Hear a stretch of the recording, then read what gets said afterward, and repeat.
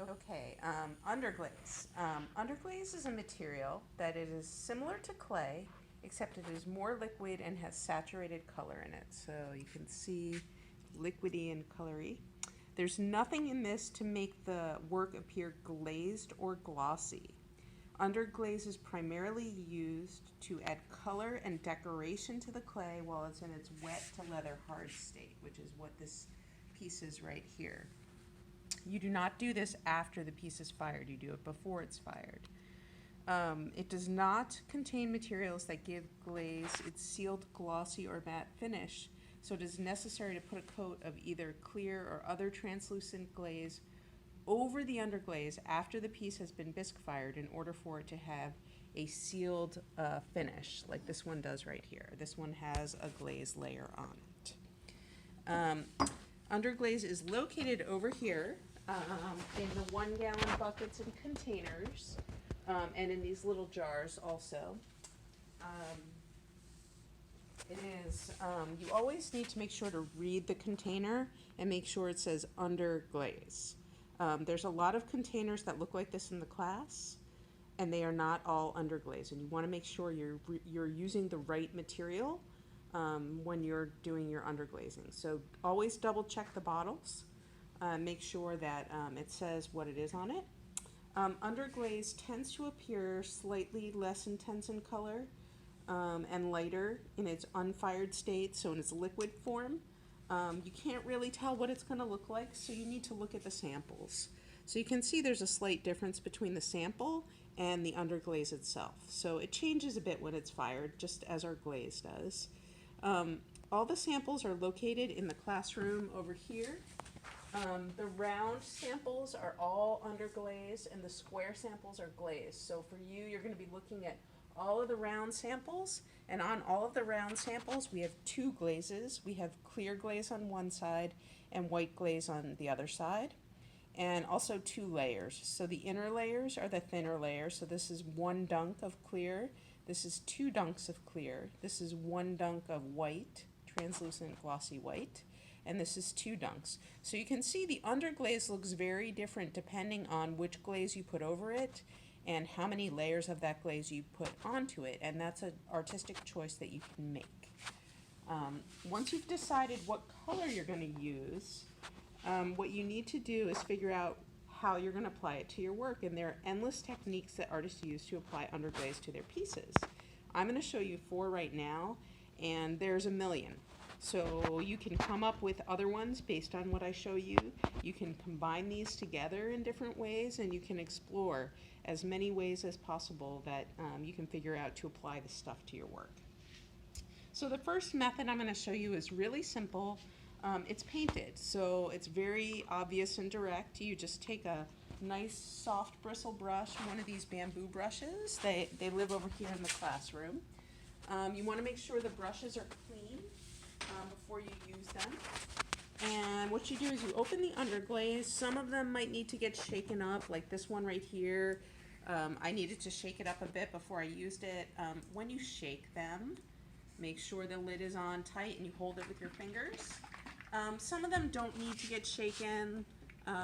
So you need to assess when you open the bottle to figure out whether it needs to be mixed a bit. And then after you give it a little mixeroo, some of them are a little more liquidy than others, and they work differently, and you've got to figure out what works the best for what you're going to do. But to apply, just to make an entire thing a certain color, you can take the underglaze and you can apply nice even brush strokes of it. Typically, I think 2 coats of an underglaze where you let it dry in between coats makes a nice opaque solid type of color. So this is the light blue that I'm applying right here over the whole surface, and that's going to be this color here after it's fired. I've also applied the light blue here a little bit, and I can take the light blue and I can apply it to my 3-dimensional work in the same way that I apply it to my 2-dimensional work. Obviously, this brush is a little large for what I'm doing, so you want to make sure that you're using a tool that's the right size. So I'm going to get a smaller brush to do the detail edges, but right now I'm just going to apply some of this light blue underglaze. I'm going to paint different sections of it different colors.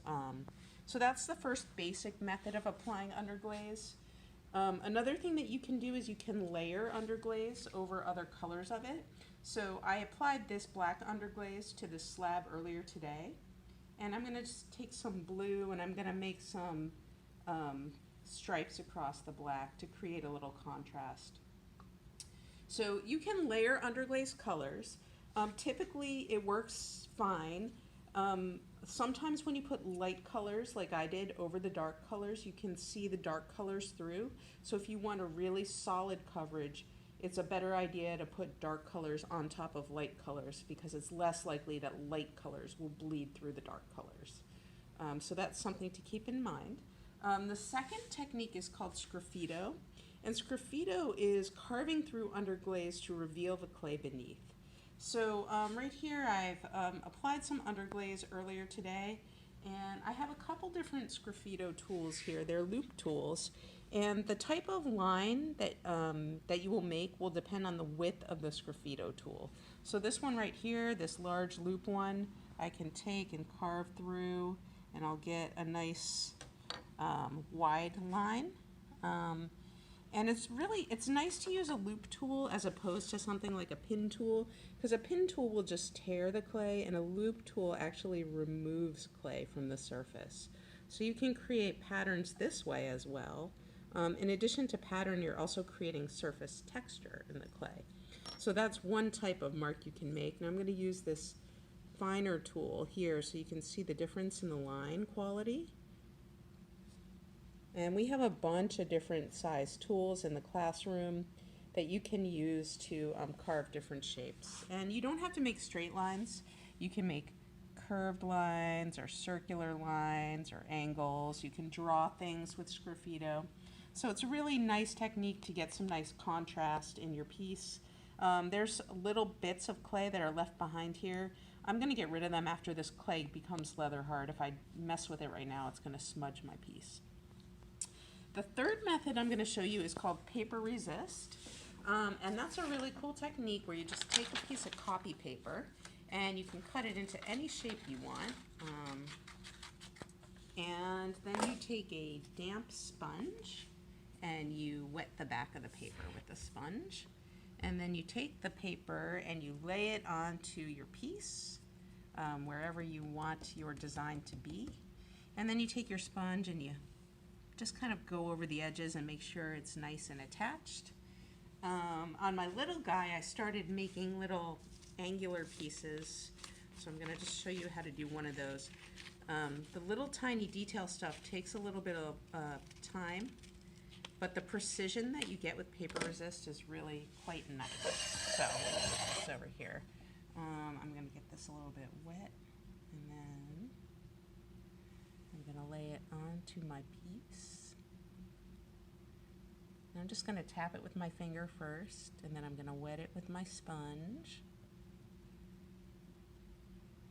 And then I'm going to take my underglaze. I'm going to make sure I don't have too much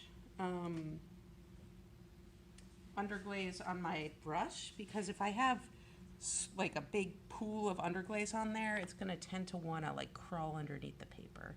I'm just going to brush on a nice even coating, and I'm going to go with the edge of the paper. I'm not going to go against it. And then I'm going to let that dry a little bit. And then for my flat surface here, I can just take my underglaze and I can brush it around my piece along the edges, like so. And I did that a little earlier today over here in my black, and so I'm just going to remove some of the paper so you can see the nice edge that you can get when you do paper resist. It's a little fussy to get the paper edges up.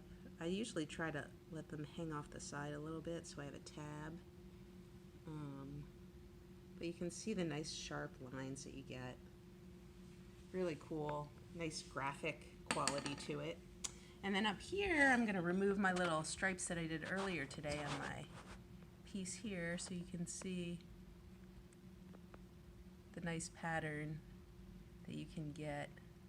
I removed this one I just did.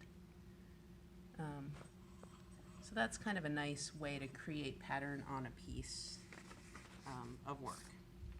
And then finally, the last technique I'm going to show you is called slip trailing. So slip trailing is when you take the slip and you put it in a little bottle or container or syringe. We have these nice little squeezy bottles in the classroom that have these pins in them.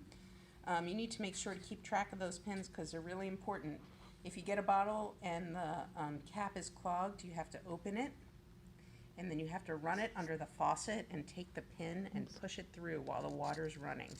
And they get clogged a lot because people always lose the pins. So if you don't want to have to unclog it, then you have to remember to put the pin back in there so it doesn't get lost. So this is a really cool method of creating decoration on a piece. Typically what I do to start is I just shake the bottle a bit and get the underglaze loaded into the tip. And then I kind of squeeze it and I try to feel how viscous the liquid is. So is it really liquidy? Is it thicker? How flowy is it? Do I have to squeeze a lot to get the underglaze out? Sometimes if it's been in the bottle for a long time, you might have to add a little water. Sometimes people add too much water and it just runs out of the bottle. So you have to assess every time you go to do slip trailing. So some really cool things you can do with slip trailing are you can make curves on your piece. You can make dots on your piece. You can make big dots. This is very liquidy, so sometimes it comes out bigger than you intend. One thing to keep in mind, if you make a mistake with slip trailing, you can always scrape it away with a rib. So if you don't like what you've done, you can go like this and get rid of it. If you're working on a curved surface, you can take a sponge. So one thing to keep in mind is when you do slip trailing, the way to have the most control is to have the piece, the bottle, be perpendicular to the piece. So if I'm going to do slip trailing on this piece right here, the best way for me to do it would be like this. If I wanted to put slip trailing on the side, the best way for me to do that would be for me to pick up my piece, turn it sideways, and then do the slip trailing this way. So I'll put some dots on here.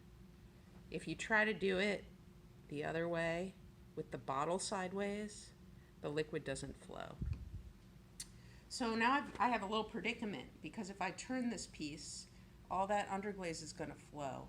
So I'm just going to set it this way and let it dry sideways until my underglaze is set and I can continue doing my decorating. So sometimes you have to stop decorating and let stuff dry before you can do the rest of the piece.